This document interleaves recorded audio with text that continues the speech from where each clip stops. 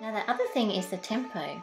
So we already talked about this when we did the iPad version, where we slowed it right down so that we could record the parts.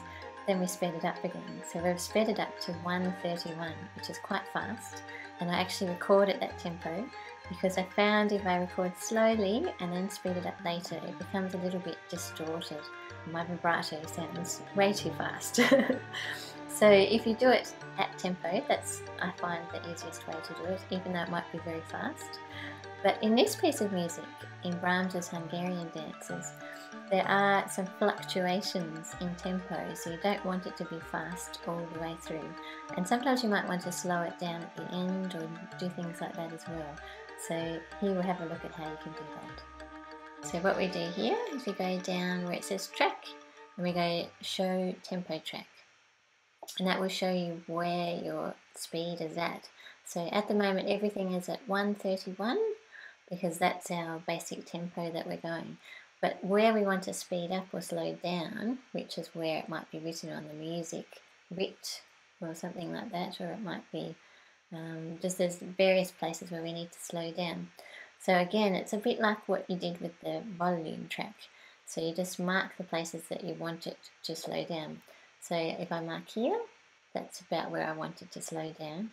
And then we mark another place like that, and then we drag it all the way down. Now I actually want to go really quite slow, like maybe down there or something like that. This one here, you can just make it a curve. So you just move that little ball and that sort of curves that tempo rather than making it suddenly jump slower. And then if you wanted to make it a little bit, move it a little bit, you can do it that way. Yeah, so sometimes when you do create that tempo, you do want a sudden tempo drop. Sometimes you want a slow, gradual one. So I'll show you how to do a gradual one. So say we bring it back up again. If you know that you want to take a bar or two to go gradually slower, then just make the mark a little bit lower, a little bit further away. And then the same thing, that little ball, you can curve it like that. So it's a slower, more gradual slow down. So in this piece, you'll notice later when I go to show you what I've done with the violin parts, is there's some gradual changes, but then there's quite a few sudden slow downs that can be a little bit difficult to play along to, which is where your metronome up here.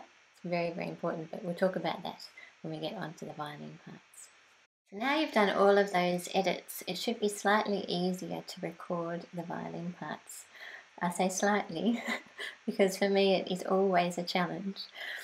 And what I've recorded for the time being is a rough version. But this time I did actually learn that if I wrote out all the parts first, I used miniscule to do this, the next time when I go and record them again properly, or a little bit more thoroughly, then it will be a lot easier than trying to figure it out after I've already recorded them.